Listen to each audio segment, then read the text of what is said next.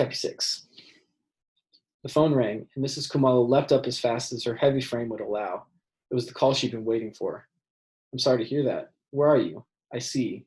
Do you need more time? That's good. Are you sure? Because there's no rush. No problem. See you tomorrow. A huge smile lit up her face. She looked out into the rain and asked if there were any customers with appointments in the book. There were none. You can all go home when you want to. Agnes and I will be just fine.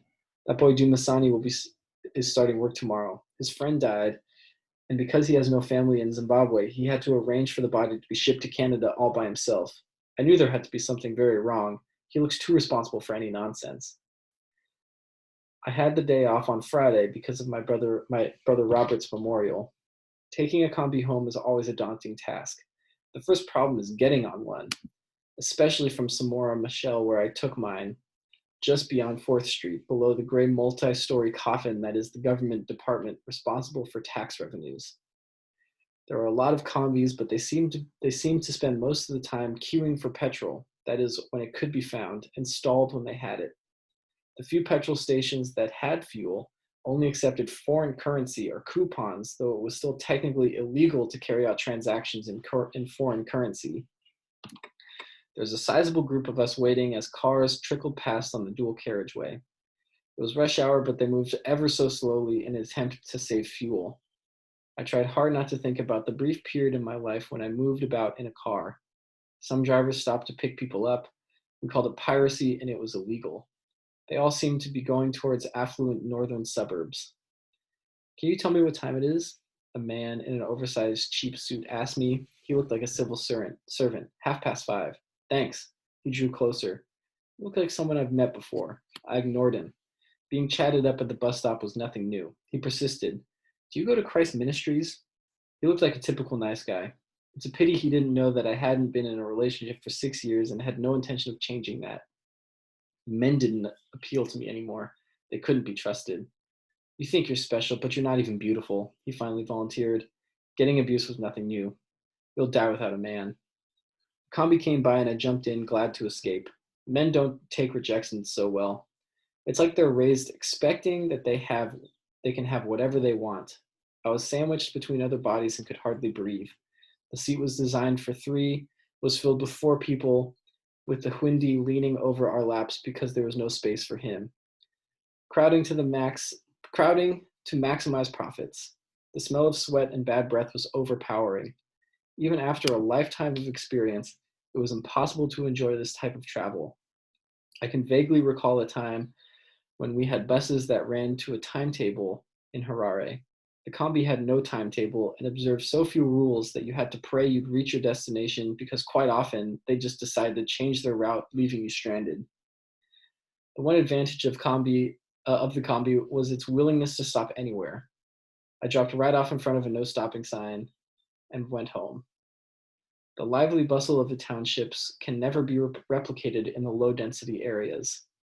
I passed by my old high school where I'd spectacularly flunked my O-levels. It was break time and the children were kicking up the dust playing football. The streets were full of people moving in both directions. Some carried hoes to tend to their fields by the roadside, always fearful that the city council would come and slash their illegal crops. The cobbler sat on the street corner. Business was brisk. Ever since the government's Look East policy, the country had been flooded by cheap Chinese shoes that only lasted a dozen steps before falling apart at the seams. We didn't throw away shoes. But to be on the safe side, he was also selling Maniatera, stocky sandals made from old tires, ugly but guaranteed to last. I had a pair at home myself. There are vendors selling frisits, maputi, maize cobs, fruit, eggs, and vegetables. It seemed as though there were more vendors than purchasers. With no jobs available, everyone tried to sell something just to eke out a living. Almost every second house had a wooden shack near the gate, tuck shops, only little classier than the vendors with their makeshift stalls. Within each was a family member, no doubt a minor, looking bored and waiting for the very occasional customers to dribble in. I saw the backyard salons where I'd learnt my trade growing up. They were brisk businesses and catered for women who could not go to upmarket salons like Mrs. Kumalo's. They used cheap chemicals, but their work competed with the best of us in town. Cece Vimbai, no, long time no see, my old school friend Fortunate called out to me. I've been busy, Shah. I offered to shake her hand, but she embraced me instead. You're too good for us now. It's not like that. Then you have a new man. Tell us. I'm still single and not searching. What have you been doing? I have a daughter now as well. Makoro Koto. I reached into my purse and gave her some money. She took it readily and thanked me. Who's the father? John Chimuti. The name rang a bell, and I knew instantly that she'd be joining the ranks of the many used girls who lived with their parents when the father had done a runner. It was not so long that I'd been in her shoes. We parted ways, and I plodded on. The air hung thick with wood smoke. No one could afford paraffin, if you could find it, that is. A lot of people greeted me as I walked along. I felt an atmosphere of friendliness, violence, innovation, poverty, joy, but the one thing that hung over everything else was despair, an air of hopelessness, as if everyone was in a pit that they could not climb out of. I knew that feeling all too well. It's like seeing a plane high up in the sky and knowing that you will never be on it.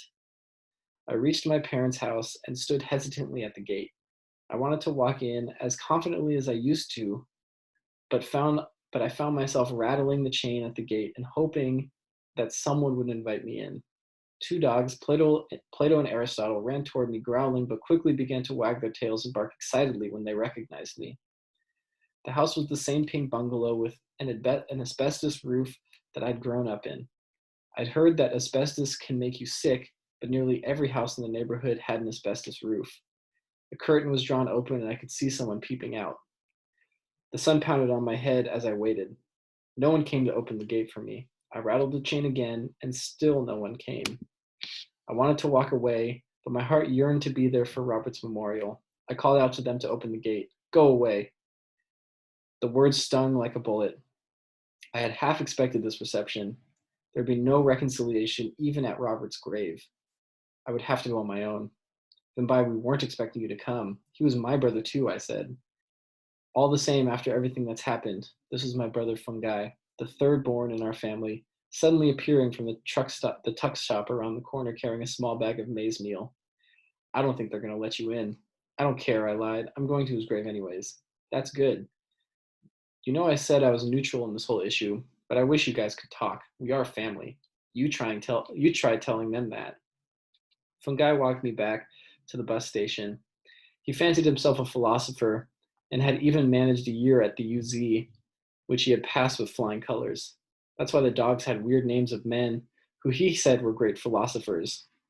Robert had been paying his fees, but after he died, Fungai had to drop out of the university because there was no money. We chatted about everything except the cause of the dispute. Fungai had told me how he'd established a philosophy group that met every afternoon to discuss everything under the sun. I promised him that one day I would come to see them if he promised to visit me at the house sometime. The wounds were still fresh, passions still high. It was disappointing that as a family we could not rise above what was a material dispute and come together for this memorial. I wondered just how Robert would feel if he were looking down on us witnessing this ugliness. It could not have been what he intended.